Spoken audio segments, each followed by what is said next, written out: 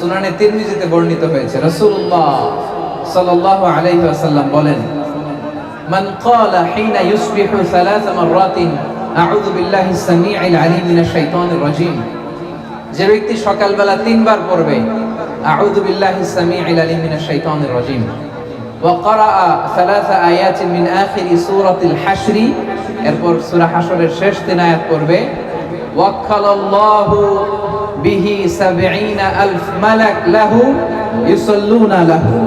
আল্লাহু আকবার। আল্লাহ তাআলা ওই ব্যক্তির জন্য ৭০,০০০ ফেরেশতা নিয়োগ করবে, যারা এই ব্যক্তির জন্য হাত্তা ইউমসিয়া, সন্ধ্যা পর্যন্ত দোয়া করতে থাকে।